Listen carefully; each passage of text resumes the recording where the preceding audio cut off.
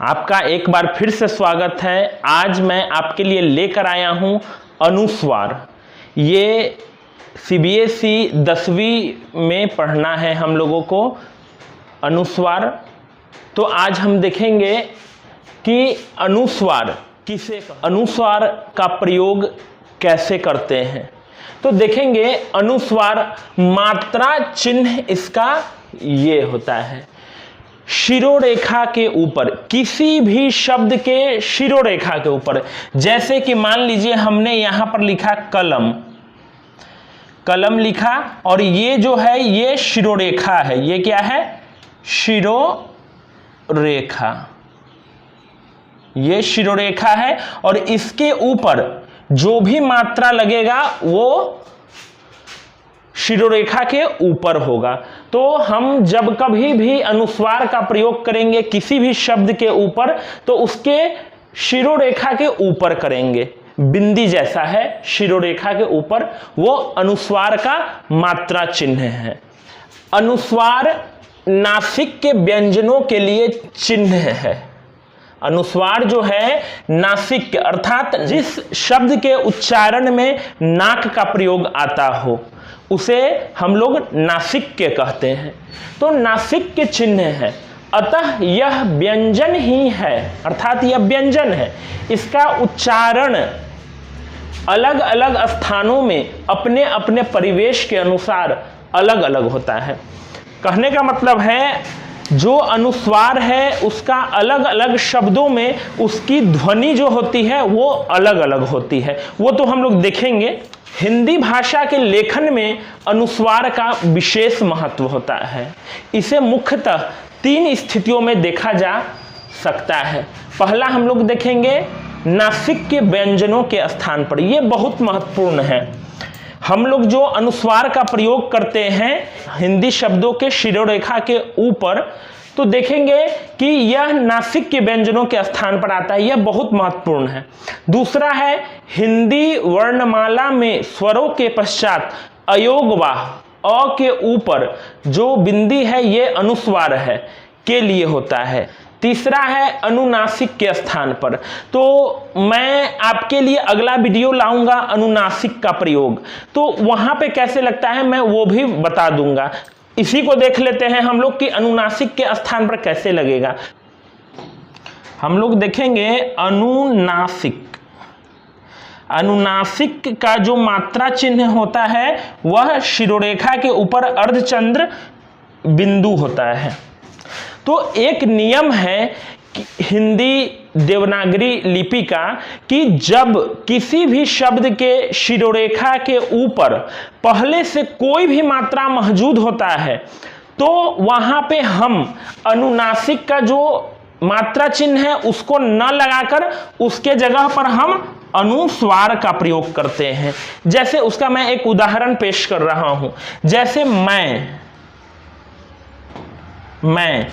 अगर देखा जाए तो मैं में जो आपका होता है वो आपका अनुनासिकता होता है। यहां पर देखेंगे ये होता है, लेकिन हमने जो नियम जाना पहले कि जब शिरोरेखा के ऊपर पहले से कोई मात्रा चिन्ह लगा हुआ है तो हम वहां पे अनुनासिक का मात्रा चिन्ह न लगाकर वहां पे अनुस्वार का मात्रा चिन्ह लगाते हैं। तो इसलिए मैं ऐसे नहीं लिखा जाता है, मैं ऐसे लिखा जाता है। जब मैं अनुनासिक पढ़ाऊंगा तो मैं आपको विशेष रूप से इन चीजों के बारे में आपको बताऊंगा।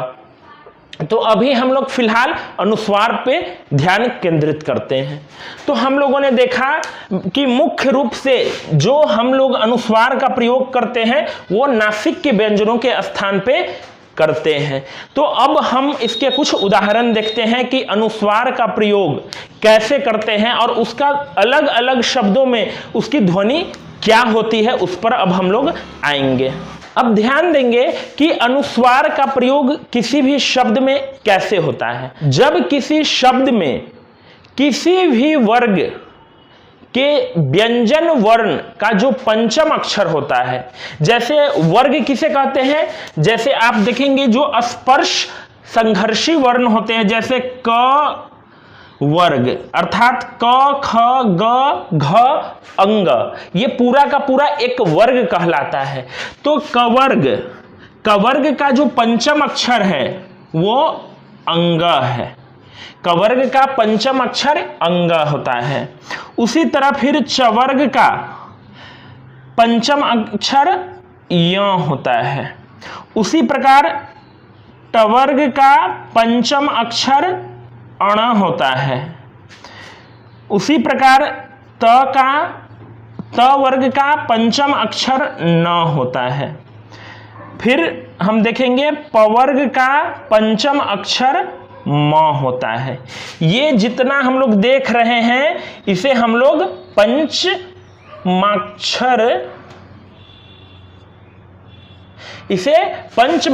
कहते हैं। पंचमाक्षर का अर्थ होता है किसी भी वर्ग का पंचम अक्षर, पांचवा अक्षर।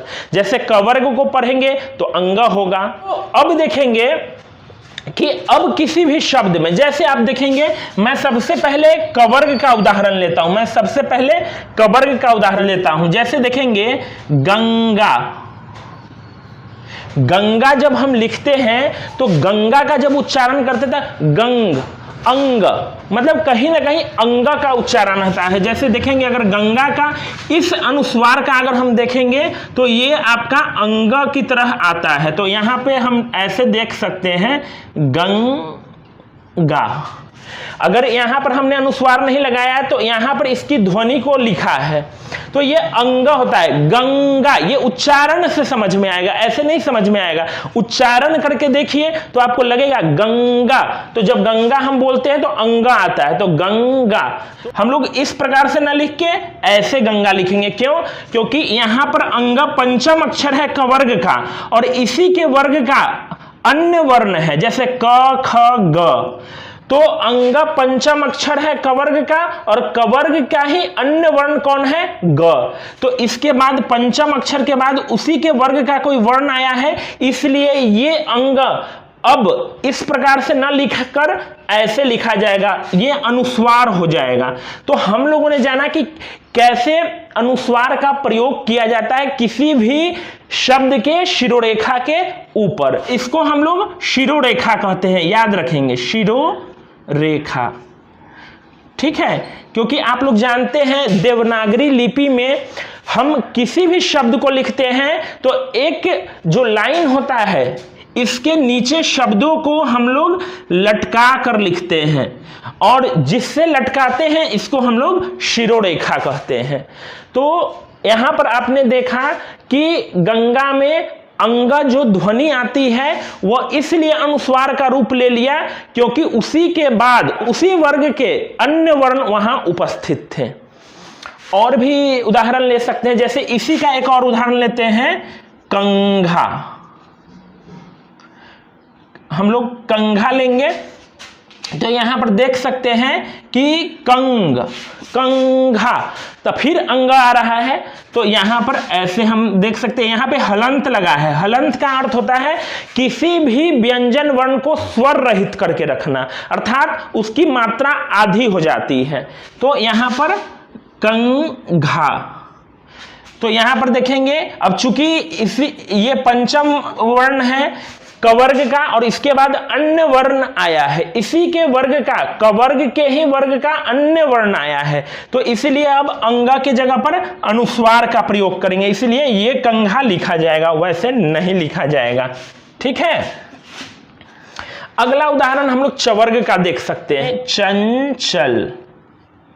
आप देखेंगे चंचल, चं चं य चं चं, मतलब यहां पे य का उच्चारण आता है, अर्थात ये अगर देखा जाए तो चंचल।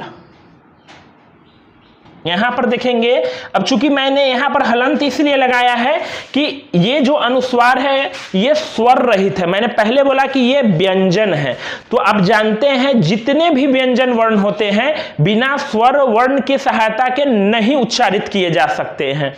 तो हमने इसमें हलंत लगाया। हलंत का अर्थ होता है स्वर रहित कर देना, मतलब स्वर के बिना उसको कर देना। अर्थात ये सिर्फ व्यंजन बचा है। आप देखेंगे य जो है वो च वर्ग का पंचम अक्षर है और उसी के तुरंत बाद च वर्ग का ही एक वर्ण है, अर्थात ये च ही है। अब ऐसा नियम होने पे, क्योंकि ये हिंदी व्याकरण का नियम कहता है, तो ऐसा होने पर हम य को ऐसे न लिख के इसको अनुस्वार के रूप में परिवर्तित कर देते हैं। इसलिए अब चंचल ऐसे लिखा जाएगा, न कि ऐसे लिखा जाएगा। एक और उदाहरण हम इसका ले सकते हैं, जैसे मंजन।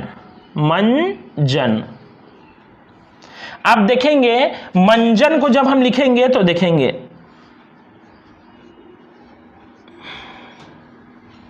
अब यहां पर देखेंगे कि जब हम बोलते हैं मन मन, हल्का उच्चारण आपको लगेगा, क्योंकि एक दो बार में आपको पता ना भी चल सकता है, लेकिन बार बार जब अभ्यास करेंगे तो आपको पता चलेगा मंजन य का हल्का उच्चारण आता है। और आप जानते हैं कि य जो है वो च वर्ग का पंचम अक्षर है और इसके तुरंत बाद च वर्ग के ही अन्य वर्ण उपस्थित है, जैसे च, छ, ज।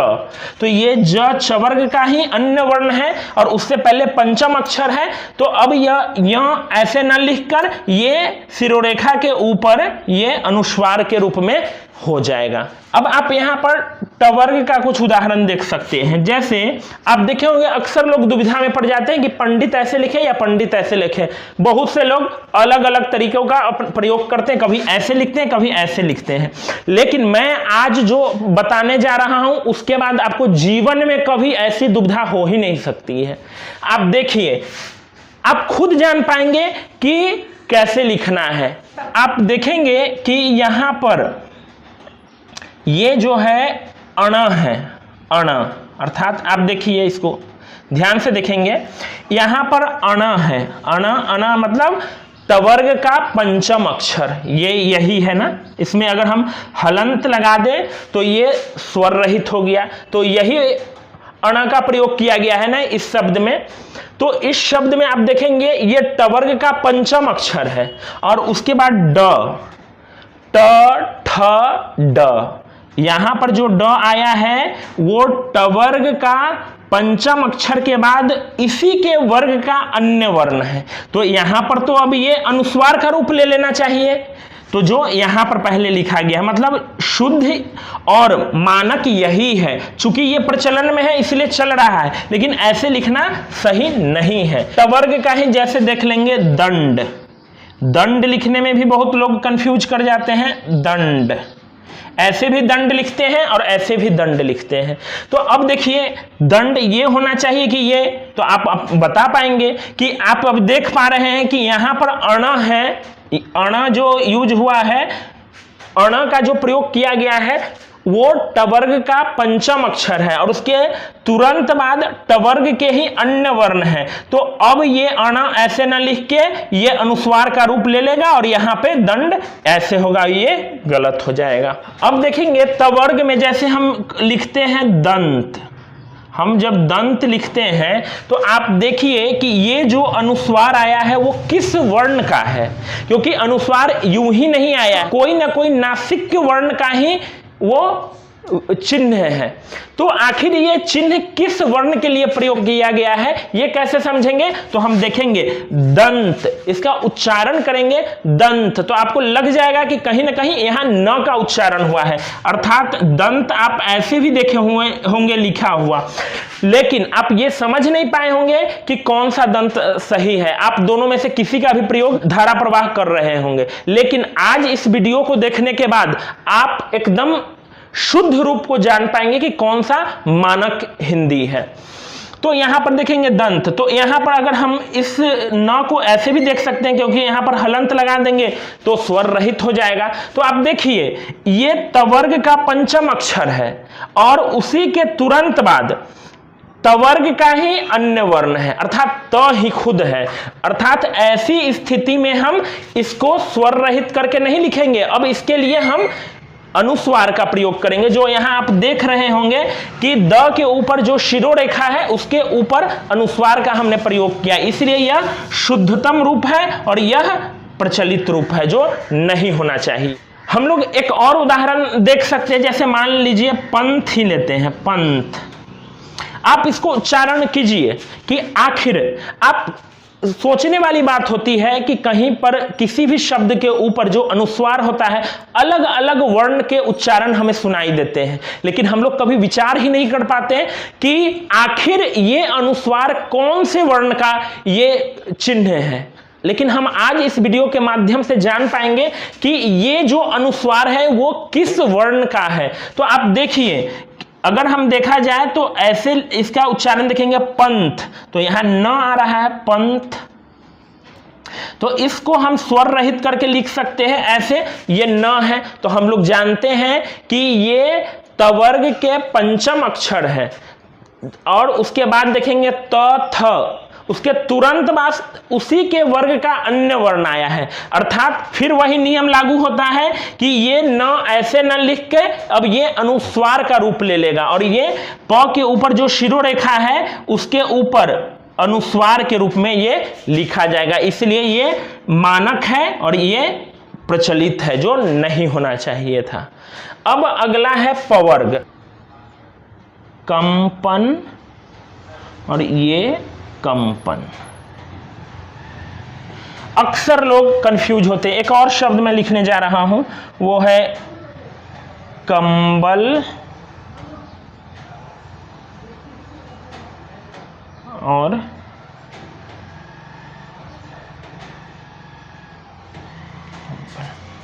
ये दोनों शब्द जो मैंने लिखा है, आप देखेंगे अक्सर लोग दुविधा में रहते हैं कि ये कंपन सही है या ये कंपन सही है। लोग जिसको जो समझ में आया वो लिख देते हैं, लेकिन गलती उनकी नहीं है। जब तक हम अनुस्वार को नहीं पढ़ेंगे कभी भी नहीं जान पाएंगे कि अनुस्वार का प्रयोग सही जगह पर कैसे किया जाता है, ये कौन से ध्वनि का वो चिन्ह है। तो यहां पर देखेंगे फिर वही बात होती है, कंपन, म का यहां पर उच्चारण आ रहा है, तो ये म को हम ऐसे भी लिख सकते हैं, स्वर रहित करके हलंत लगा देंगे तो वो स्वर रहित हो जाएगा। तो जब स्वर रहित हो जाएगा तो हम ये जान गए कि ये पवर्ग का पंचम अक्षर है, और उसके बाद इसी के वर्ग का वर्ण यहां पर उपस्थित है, जैसे प। तो ऐसी स्थिति में अब क्या होगा, म को हम ऐसे नहीं लिखकर अब हम क के ऊपर जो शिरोरेखा है उसके ऊपर अनुस्वार का चिन्ह लगाकर उसको लिखेंगे। यह मानक रूप है और यह प्रचलित रूप है, जो ये नहीं होना चाहिए। ठीक है। अगला है कंबल और कंबल, कि हम म को अगर स्वर रहित करके हलंत लगाकर लिखते हैं तो हम पाते हैं कि यह पवर्ग का पंचम अक्षर है, और इसी के वर्ग का अन्य वर्ण यहाँ ब है, प फ ब, यहाँ ब आता है। तो ऐसी स्थिति में अब जो पंचम अक्षर है वो अब ऐसे न लिखकर अब ये अनुस्वार का रूप पकड़ लेगा, और क के ऊपर जो शिरोरेखा है उसके ऊपर ये अनुस्वार के रूप में लिखा जाएगा। तो ये कंबल शुद्धतम रूप है और ये प्रचलित रूप है, जो नहीं होना चाहिए। ये तो नियम हो गया कवर्ग से लेकर पवर्ग तक में अनुस्वार का प्रयोग कैसे करते हैं, या अनुस्वार किस ध्वनि के लिए आया है उसके लिए हम जानते हैं। लेकिन इससे इतर भी कुछ अनुस्वार के प्रयोग किए जाते हैं, जो अब हम लोग देखेंगे। यहाँ पर कुछ और भी नियम दिए गए हैं कि अनुस्वार कहाँ पे प्रयोग किस वर्ण के जगह पे किया जाता है, ये कुछ नियम से भी पता चल पाएगा। जब देखेंगे य व्यंजन से पहले अनुस्वार का उच्चारण य जैसा होता है, जैसे संयम, संयम, य मतलब य आ रहा है, अर्थात संयम का जो विस्तृत रूप है ये ऐसे है, संयम।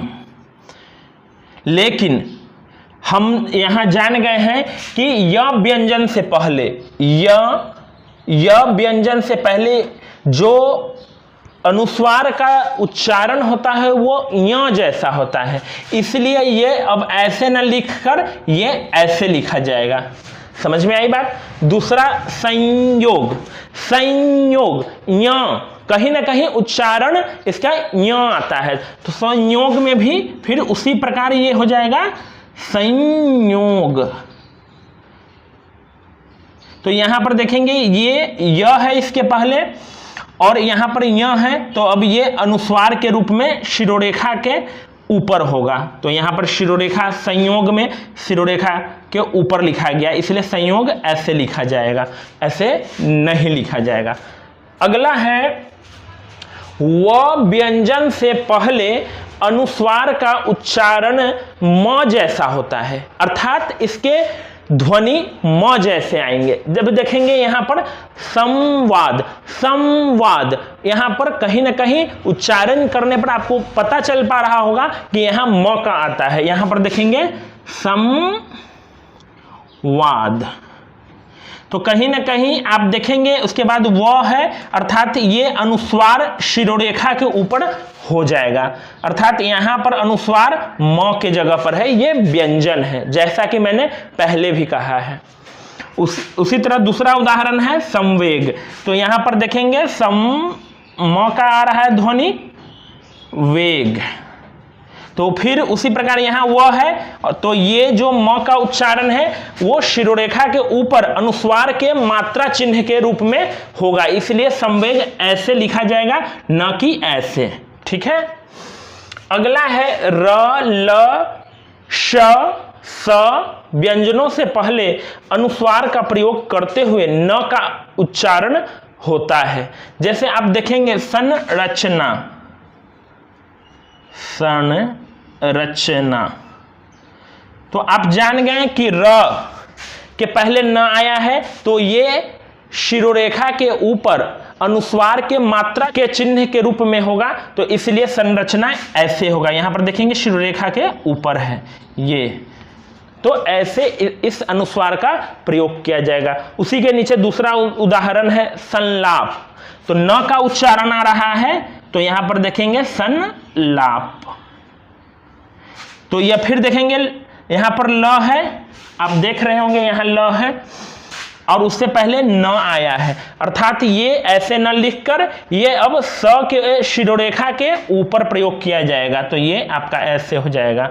फिर अंश है, तो आप देख रहे हैं अंश, तो न आ रहा है, तो यहां भी अंश ऐसे है, लेकिन आप जान गए कि यहां पर देख रहे हैं तालव्य श है, तालव्य श है, तो यहां पर ये अब अनुस्वार के रूप में होगा। उसके बाद आप देख सकते हैं एक और उदाहरण हम ले सकते हैं, जैसे कंस ले लीजिए। तो यहां आप देखेंगे कंस, फिर न आ रहा है, तो ये न अब क्या हो जाएगा, अब ये क के ऊपर जो शिरोरेखा है उसके ऊपर अनुस्वार के मात्रा चिन्ह के रूप में प्रयोग किया जाएगा।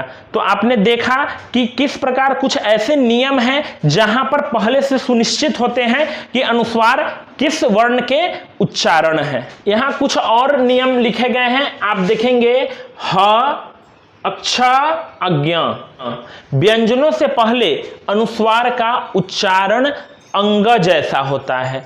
जैसे आप देखेंगे संहार, संहार, कहीं ना कहीं अंग, संघ, अंग, अंग का उच्चारण आ रहा है, तो संहार में ये अनुस्वार ऐसे आया है, संहार। अब आप देखेंगे कि यहां पर लिखा हुआ है ह, व्यंजन से पहले अनुस्वार का उच्चारण, तो इससे पहले अनुस्वार का उच्चारण अंग की तरह होता है। यहां पर हलंत लगाया है मैंने, जो स्वर रहित बना रहा है इसे, तो ये ह से पहले आया है, इसलिए अब इसकी मजबूरी है कि वह ये शब्द के शिरोरेखा के ऊपर अनुस्वार मात्रा चिन्ह के रूप में ही हो सकता है। यहां पर सिंह देखेंगे, बहुत लोग सिंह लगाते हैं टाइटल, लेकिन बहुत कम लोग ही जानते होंगे कि सिंह में आखिर कौन सी ध्वनि आ रही है। तो यहां पर देखेंगे सिंह, सिंह, सिंह, सिंह, तो अंग, सिंह, अंग आ रहा है, तो अब और यहां पर ह है, तो अब इससे पहले जो अंग आ रहा है अब ऐसे न लिखकर सिंह ऐसे लिखा जाएगा, सिंह, किंग। यहां पर देखेंगे संज्ञा, तो संज्ञा में भी देखेंगे संग, अंग आ रहा है। ये सब आप उच्चारण करके अभ्यास करेंगे तब ज्यादा समझ में आएगा। यहां पे संज्ञा, संग, तो अंगा आ रहा है, तो अब ज्ञ से पहले आया है, तो अब ये ऐसे नहीं लिखा जाएगा, ये जब भी लिखा जाएगा तो अनुस्वार के ये चिन्ह के रूप में लिखा जाएगा, इसलिए और शिरोरेखा के ऊपर ये प्रयुक्त किया जाएगा। यहां भी देखेंगे संक्षिप्त, इसको हम बोलते हैं संक्षिप्त, तो यहां पर देखेंगे अंगा आएगा और तब ये ऐसे आएगा, अर्थात ये संक्षिप्त में अंग छ से पहले आया है, तो अब मूल रूप से ऐसे नहीं लिखा जा सकता है, अब ये इसके जगह पर अब ये अनुस्वार के रूप में लिखा जाएगा, इसलिए ये स के ऊपर शिरोरेखा है और उसके ऊपर वो अनुस्वार के चिन्ह के रूप में ये लिखा जाएगा।